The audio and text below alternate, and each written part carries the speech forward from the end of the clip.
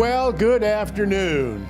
My name's Wayne Wheeler. I'm the founder of the Lighthouse Society 30 years ago. Seems like about 4. But time flies when you're having fun. Colonial lighthouses. Now this is very important. People don't get into this a lot, but we have these various periods and they were very, very different. The first, the colonial period, which I'm going to be talking about here, 1716, Boston until 1789. Then we had the early federal, when the lighthouses were transferred to the new government. And the early federal period, when we became a country, you know, there was the federal government was limited. They could do an army, navy, or militia, navy, a coin money, a postage, international affairs, disputes between states. They really couldn't do much of anything. But Alexander Hamilton wanted lighthouses transferred to the government so we'd have a homogeneous system for foreign vessels as well as our vessels, because our country was going to grow by water. The fastest way to get anywhere is by water. I mean, a horse can only go so long and only so fast. A schooner can do 18, 19, 20 knots, and it can go all day and all night. So water is very important. But some of the senators didn't want that. He said, well, you know, the government's going to take land from our state. They didn't like that. So they went back and forth, and they finally passed the Commerce Clause. And that's the clause that is Interstate Commerce Commission, FAA, FCC, CC, PP, DB, all of that alphabet is because of the Commerce Clause and lighthouses. And the other thing the lighthouse did caused to happen in our country is the taking clause, now called eminent domain. The very first taking was an island, 10 acres on Baker Island in the Boston Bay. A farmer owned it, the island. He didn't want to give the 10 acres up, so they took it. They paid him what they thought was, and probably was, fair price for it. Taking clause and the Commerce Clause. And then I'm just going to tiptoe very quickly through this. And so this went back and forth for up till 1820. It went to Treasury and then went to another department and then back to Treasury and so on. And finally, it went under Treasury for good in 1820. And they put it under this guy. Look at that smiling face. I don't know if you can see it or not. It looks like he eats lemons or something. Usually in my slideshows, I'll say, now I want to show you somebody that came into power in 1820. Stephen Pleasanton. Isn't that a wonderful sound? Oh, what a nice name. Must be a wonderful guy. And then you look at this guy, you go, what? Anyways, when the British were about to burn Washington, he saved 7 canvas bags full of documents like Declaration of Independence, all of the Washington papers and so on. And he took them out into Virginia to keep them from the British. Then he went back to Treasury and he saw the Declaration of Independence, or maybe it was something else, on the wall. And he had to tear it out and cut it out and take it out. Anyways, he didn't know lighthouses from outhouses, but he was in charge, and the 5th auditor of the Treasury. And this guy came in, and he was a charlatan, and I'll probably talk about him a little bit. And he'd stolen a reflector design from Amy Argon, the Swiss scientist that invented it, came over here, had it patented in this country in 1810, sold it to the government, turned right around, sold it to the government for $60,000, which is about $1.4 million in today's money. And then he got the contract for 7 years to build and supply them to the government. Oh, he was a riverboat gambler. Anyways, by the time 1820 came along, he had this guy didn't know anything. So he says, well, just keep doing what you're doing. I'm researching it, and I'm going to write a book on this guy. So Pleasanton was in charge until 1850.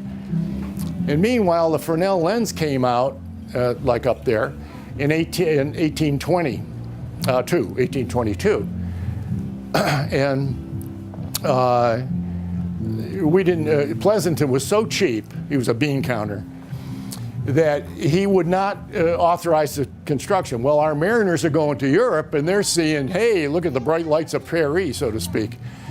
So they come back and they complain because our lighthouses, I'll show you later, were really a piece of crap. I mean, we were using these.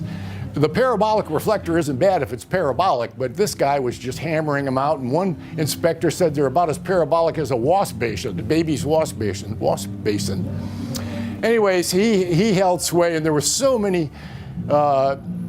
much problem and complaints from the mariners that our lighthouse system was investigated in the 1830s and twice in the 1840s, and finally they commissioned, in 1851, they commissioned an ad hoc committee called the Lighthouse Board, and they sent men to France and England to find out what the hell was going on around there. And they went up and down this lighthouse here. The keeper doesn't think it's necessary to light up until it gets good and dark. Keeper was a retired blacksmith. No instructions in the lantern room. I mean, it was a horror story. Not this lighthouse, another one. 12-year-old boy in charge. Doesn't know where the keeper is. Lantern room wants painting. Kitchen's breaking away from the house. On and on and on. So this lighthouse board became the board, became in charge of lighthouses in 1852, and it was military. Navy commanders or captains or lieutenant commanders, depending on the size of the district, took over the districts, and they really squared us away, and they imported all of these Fresnel lenses. And in 1903, commerce was invented, and commerce took over lighthouses, but the board stayed around till 1810, and then they established the Bureau of Lighthouses. Sounds like one of these movie or radio shows from the 50s or the 30s. And the Bureau civilianized, and they got prior sea captains and so on. And they did a good job, kind of boring, but did a good job. Started to automate in the teens and the 20s as different equipment came in to allow automation. And then in 1939, the Lighthouse Service went under the Coast Guard, and they still have them. It was Treasury, so it went from Commerce to Treasury to Transportation to Homeland Security. And that's the story, just to give you an idea. I'm just learning PowerPoint, and that's supposed to go the other way. Constructed by the colonies, each colony was different, and each colony, and I don't think Mother England helped much in the construction. I think it was pretty much up to the colonies how to raise the money and construct them. There was no standard of construction. This one's pretty solid. Fired at by both sides during the War of 1812 and Revolutionary War without much damage. It's not the only colonial lighthouse, as you may have heard earlier.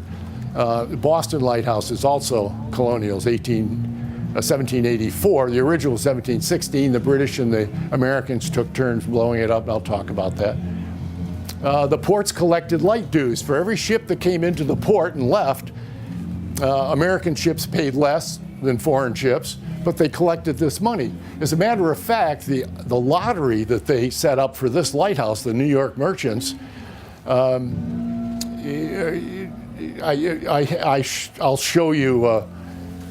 I'll show you this slide here, and the slide is a receipt to the captain of this ship. He filled it in, a standard receipt, and it tells that it's 6 pounds 3 pence. I'm making that figure up. The 3 pence went to 6 pounds went to the port, and the 3 pence went to the continuing maintenance of this lighthouse. So a little bit of all the light dues. Those are light dues. The light stations were maintained by the colonies. The keepers were selected by the spoils system. And the keepers also acted as pilots, and sometimes they went out fishing, or they raised crops. Sometimes, if they were in an area where the crops were easy to raise, they may have sold them to the local city. Here we go. There were 12, not 11, except Georgia thinks their Tybee is one of them, but I've never been able to prove it. But look at the concentration here. We've got Portsmouth, New Hampshire, Newburyport, Massachusetts, which was a range light, Cape Ann, which was the first island light station, twin tower in this country. Plymouth, another twin tower. 2 on Nantucket, Beaver Pale, Rhode Island. New London, and that's all New England. And then we have Sandy Hook, Cape Henlopen. Cape Henlopen is the entrance to Delaware Bay, and then Charleston. The 3 big ports, New Yorkers are going to hate this: Boston, Philly, and Charleston. New York didn't get that big until the Erie Canal went through. What? Yeah, all of that stuff coming down lake, all of the lumber, the crops, the finished materials, down lake, across the Erie Canal, down the Hudson River, grew New York from the inside out. But it didn't happen until 1822. The Irish weren't coming in until the 40s. Germans sometime towards the end of the century, and then the Italians early in the century. So those were the first 12. Boston, of course, was the first, 1716. And this is an aqua tint of the era, supposedly showing the Boston Lighthouse. I personally don't think it's very accurate. I don't think it's anywhere near that high. But the reason for it was, here's the Boston Lighthouse. It's Little Brewster Island. And look at all of the things you can bump into here. And besides all of those islands, there's lots of shoals and rocks and other dangerous things, currents. The northeasters coming down here, setting you down on rocks, the Cohasset Rocks, which are over here off of Cohasset, Massachusetts. So the merchants were losing a lot of stuff, and they petitioned the brethren of the Bay State, Commonwealth, to build a lighthouse. And so they did in 1716, and they hired a keeper, George Worthylake. They paid him 50 pounds a year. I have no idea how much that is. And George Worthylake and his wife and 2 daughters stayed at that lighthouse. And then George Washington, in his first victory, was surrounding Boston while the British were there, and he actually forced them out. But before the British left, they were going back and forth over this island. And when the Americans left, they tried to blow it up, and they were unsuccessful. And when the British left, they tried, and they were unsuccessful, and went back again. The last time the British left, they were successful. Later on, it was only this high, and there was a lantern room here. This was added. And then fire and storms caused it to start to split and spall. So they added these iron rings, which are there today. There's a funny story about this. That it's out here, and it's tall. And it's out there in the middle of the bay, or at the end of the bay, so lightning hits it. And so the keepers every now and then are getting zapped by the lightning hitting the tower. So and this is in the 1700s, so they asked the brethren, could we have a lightning rod, after lightning rods were invented by, I guess, Benjamin Franklin? And he said, what? You would presume that the hand of man would stay the will of God? Oh, no, you don't get a lightning rod. So this is kind of the island it is today. 1784, that was the old Whistle House here. There's an outhouse around here, there it is. And that's the keeper's house and the boathouse. And there used to be a duplex there too, but the Coast Guard raised it sometime 40s or 50s. And a close-up of it. There's a group that, Friends of Boston Bay or Islands, yeah, and they give tours out there at least once a year. The first fog signal in this country was a cannon, 1719. And ships coming in fog. I have a whole series here on fog signals too, if you want to see it. Ships coming in fog would fire their cannon, fire a blank. And the keeper would hear that, and he'd fire a blank. And hopefully that would direct the skipper in. More often than not, they dropped the hook and waited, because you don't know where that sound's coming from. Sound can hit a wall of air, cold air, and bounce. It's there? No, it's over here. Now, George Worthylake, in 1718, went ashore to get paid and get provisions. He had some sheep on the next island over too that he tended. And he went with his wife and one of his daughters. And they had a handyman, may have been a slave. And they're coming back to the island. Nobody knows, but I think it probably was a pilot boat. And a canoe, I guess the handyman came out of the canoe to pick them up. They got in the canoe, capsized, they all drowned. Everybody drowned. So that's the story of Boston. This is up in Portsmouth, New Hampshire. It's not the original, obviously. It was built in 18, probably sometime after the Civil War, I'm going to guess 1870s. And this is Plum Island off Newburyport, Massachusetts, which was originally a range light, and it was rebuilt many times and also shifted because the entrance would shift with the sand and the shoals, so they'd have to shift the rear lights so the mariner could figure his way in. The first island light station, and very important because the Great Circle route bringing vessels in from Europe, they came down past Thatcher Island, which is off of Rockport. The original looked like, sort of like this. It was actually a little shorter than this, and there were two of them, double tower, because back then we weren't able to rotate lenses or produce a flash. So by having two, the mariner could tell the difference between a one. But that's an early one, and this is what it looks like today. Pretty hard to see here, but there's a keeper's house, a duplex, the two towers. There's an oil house in the middle, fog signal, boathouse, and there's a tramway that goes like this on the island, bisects the island two ways, so they could bring the coal up to the houses or to the fog signal, coal or wood, whatever they were using in that era. This is still operational. This one is under the Fish and Wildlife. They have control of the island for some things. And then this is Plymouth, Mass, or Gurnet, another twin tower, south of Boston, right at the cusp of Cape Cod. There were two towers here. Only this one exists, and it's the oldest wooden tower in the country. I'm going to guess and say 1808, somewhere right around there. And then we have the entrance to Nantucket Harbor. There were 8 lighthouses here. This is the second lighthouse built in the country. There were 8 at that point. The first one blew down, the next one burned down, the next one blew down, the next one burned down. They moved it back for a while, then they moved it back out there. And then the other end of the island is the Great Point Lighthouse. This was colonial, and this is how it looked until 1984 when it imploded. There was a lot of erosion underneath it, and a storm came in there and it just sort of fell in on itself. Kennedy got a couple $1 million, and they rebuilt it on time, under budget for $1 million, using the original stone, solarized it, of course, and nobody knows what happened to the other $1 million.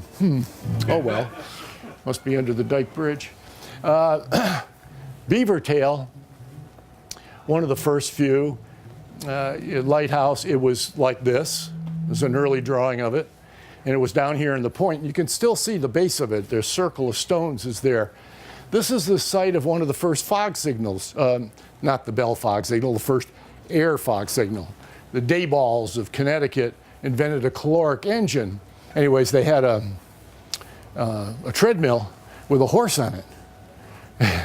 And the horse would go like this, and the treadmill would go around, and it would power these pistons in a big tank, and it would pump air and compress the air.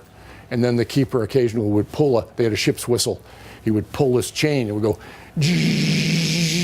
like that. That came later, 1910.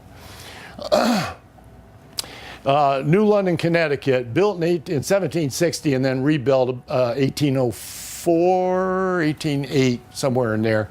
And that's how she looks today. Built like this one, octagon, really did a nice job. And then here's good Sandy Hook. You can see Sandy Hook's right out here, and this is so important for vessels coming in here. And you can't just come in anywhere here because there's lots of shoals here. Gidney Channel is in through here like that, and that's probably what they used to use. So Sandy Hook Lighthouse, and then further down the coast, I'll come back to Sandy Hook in a minute. Further down the coast is Henlopen on the south entrance of Delaware Bay. And another octagon. They had trouble here all the time with sand. Sometimes sand would come up so high they had to get out the second-story windows. They were always trying to plant brush and stuff. In fact, the British came here in 1813, somewhere around there, 1814. And the keeper took all the oil and went over. There used to be a little grove of pines over there or some kind of tree, and they hid all the stuff there. They came in, they were looking for cattle, for meat and things like that. Anyways, in 1927, erosion finally took over, and it ended up down on the beach. They'd already, you can see here, they'd already taken the lens out by 1927. And then there's the one off Charleston. And again, it's not original. There was a range lights down there on an island off of Charleston. This is an 1870 design. It's the same as Cape Hatteras, Currituck, Ponce Inlet, not Ponce Inlet, Cape, St. Augustine, Florida, Pigeon Point, California, Yaquina Head, Oregon has the same 1870. It's a hollow wall. There's two walls there with a space in between, and there are reasons for that. Less bricks, less expensive. Keeps it insulated, warm in the winter, cool in the summer. Less weight, so you can build it in a place that would have trouble taking a lot of weight, the ground. Anyways, this lighthouse used to be on an island, and there were houses out there, summer houses, winter houses, a life-saving service station, and the keepers' houses. But the entrance to Charleston kept silting in, so they got the Corps of Engineers, and they do good work, but sometimes. So they extended the breakwaters out, and what it did was it did not silt in anymore. Now it's a clear entrance in there. Sail in there anytime you want. Beautiful. Except that it created a current south of the jetties, the Gulf Stream coming up, and it eroded the island, and it was all gone. It's all gone. The only thing left is this, and it's on very deep foundation, of probably 30 feet of huge cross pieces of lumber and granite. Hurricane Hugo went right over that lighthouse. Isn't that amazing? It's still there. The people in Georgia think their Tybee Lighthouse was one of the original 13, they say. I can't see that. I say 12. But that's an early shot of it. It was much shorter, got blown up, top of it got blown up in the Civil War. During the Civil War, our ships running a blockade wanted these lighthouses lit to help them navigate, fix their position. And the South didn't want that. And the South did want some of them for observation, so they could see what the hell was going on. You're up there a ways. But somebody, I can't remember which side, took the top of it off, and then they got rebuilt. The guy that was in charge of this for many years, a good friend of mine, just died recently. Down south, we say passed away. But he did a hell of a job. Beautiful job restoring that whole light station. There's that thing for Sandy Hook. Received 1,768, that's the year, from Samuel Guilford, master of the brig Cornelia, I think it is, for 65. Oh, it's burthened 65 tons from Jamaica, bound to Jamaica, the sum of $73.12. The 12 pence went to this lighthouse. Now, originally, this lighthouse and all those lighthouses I showed you, right up until 1852, when the Lighthouse Board took over, had these very crude lanterns like this. There's only 3 left in this country. This is at Salmon River, New York on Lake Ontario, because it went out of service before the Lighthouse Board came in. It only served from 1826 to, I don't know, 1834, something like that. And it's iron, small panes of glass, hammered copper top, terrible looking vent up there. I've been in here, big, heavy timbers like that, securing it to the roof, but very inadequate. It had very poor ventilation. You had little tiny glass windows like this, and we didn't know how to make glass in this country until Industrial Revolution, 1840, that era, something like that. They used to say, in some cases, they would say, the contractors to buy the best French glass, install the best French glass, because our glass was striated and it had bubbles in it and all that stuff. So Sandy Hook, the revolution you heard today, and also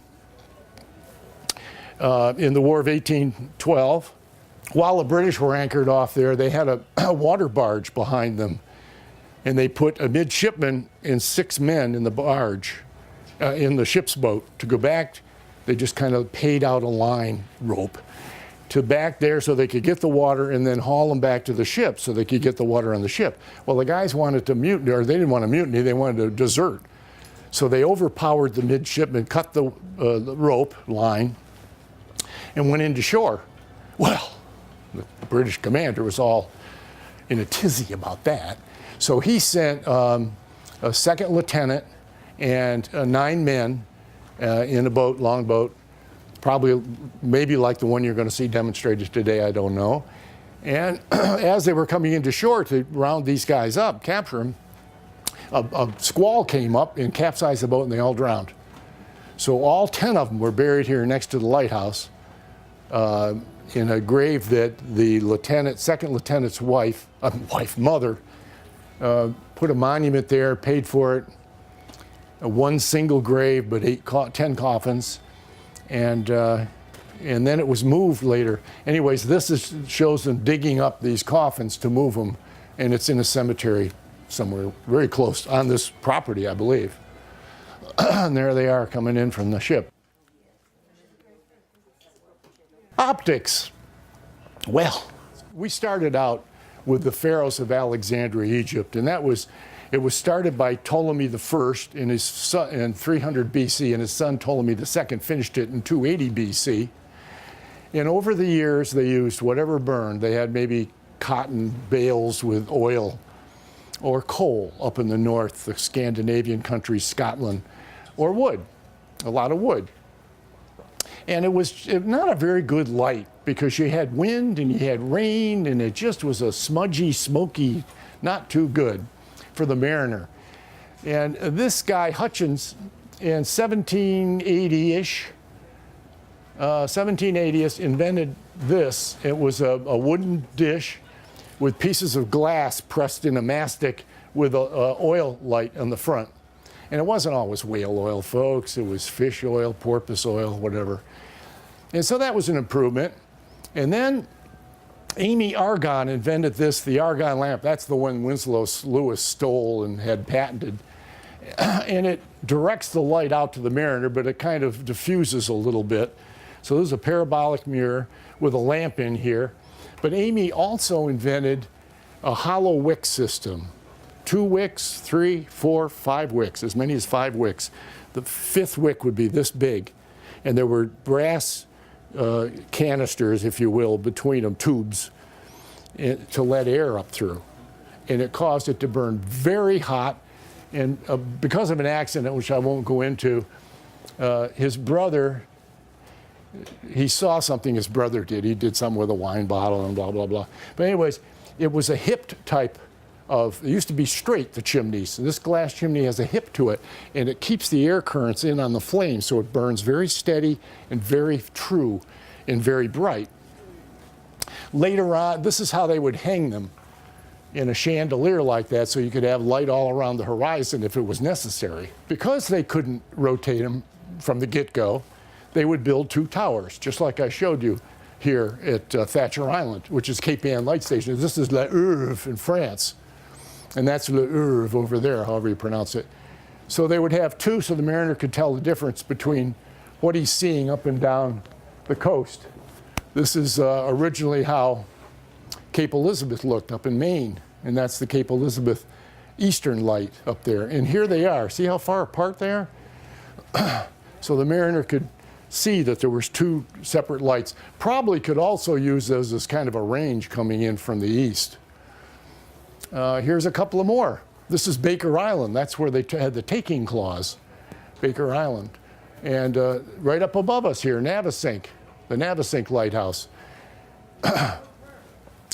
That's the second Navesink lighthouse, by the way, but they were both twin towers. And then this is Gurnett or Plymouth, Massachusetts.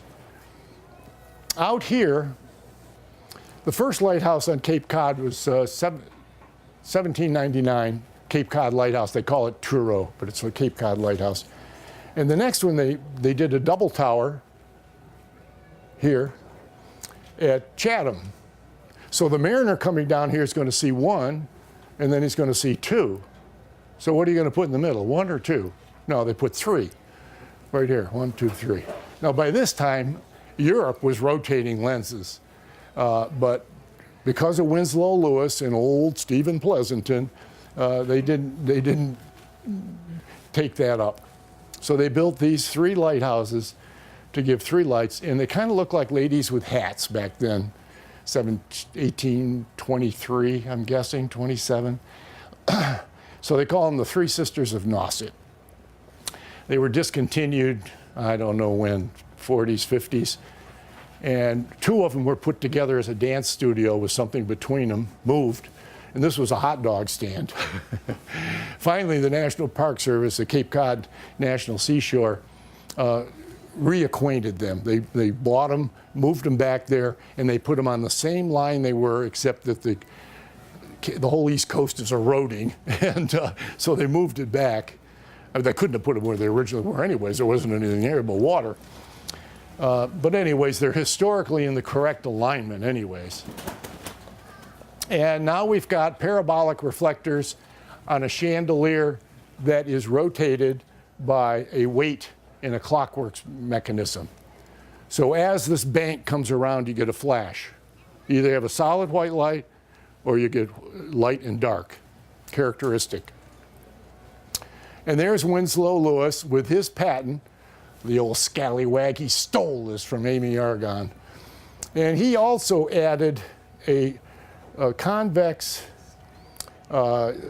green piece of glass here, a lens he called it, to theoretically increase the light. Well, first of all, if you add color, you're cutting the amount of light you could have from white to 28%. 28%, red or green. Cuts the hell out of color. Secondly, every time light goes into glass, if it's perfectly flat and perfectly clear, you lose 8%. So you're losing 8% going in, 8% coming out, plus it's colored. That didn't work. But anyways, he got away with it because he was hoodwinking Winslow, Stephen Pleasanton. Fresnel, Augustin Fresnel, a French engineer, was a sickly child. He finally graduated from engineering school and he was assigned to the French canals and roads. And he did that for a while, and then Napoleon came back into charge, and it was a spoil system, and he was out of a job. So he started messing around with light. And he came up with this theory that ran against the guy that got hit on the head with the apple, Newton, some time before. But Ampère, the French scientist Ampère, championed him and told the local academy, whatever they say in French, this guy's for true. And so they took him in, they believed him, and this was his first lens, very crude. These are mirrors to direct the light up here. And these are dioptic prisms, which bend the rays twice. Later on, you had catadioptic prisms that bend, refract, reflect, refract into the horizontal. So you got rid of the mirrors. And these are, you can see here, the lens. And here's how it works. These are dioptic prisms, and you can see it's reflected twice. There's a mathematical formula used to reflect that light out into the horizontal. But these are so steep up here that you have to go like this, and it reflects it up to the top, it reflects it to the front, and refracts it into the horizontal. This way you're capturing 80% of that central light source for the Mariner. Each one of these little prisms is set in a grass frame with wooden wedges to hold them in. Each side of that prism, it's a triangle, has 3 wedges, and then a 19th century caulk called Lafarge. It's white lead and linseed oil.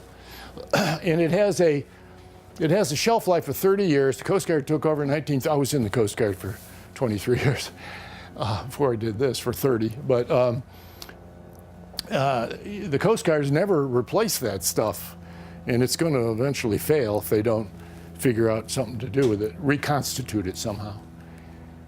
And so here we've got one of the lenses. This is a rotating lens. And here is a reflector system that would take the light and pop it out in the other direction. Now there's 3 kinds of lenses. There's 9 sizes. Hyperradial, mesoradial, first order, second, third, third and a half, fourth, fifth, sixth.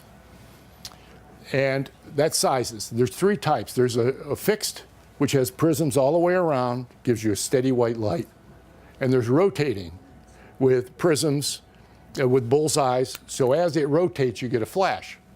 The third time, FVF, fixed varied with flash. The FVF would have fixed, and then every other panel would have a bullseye.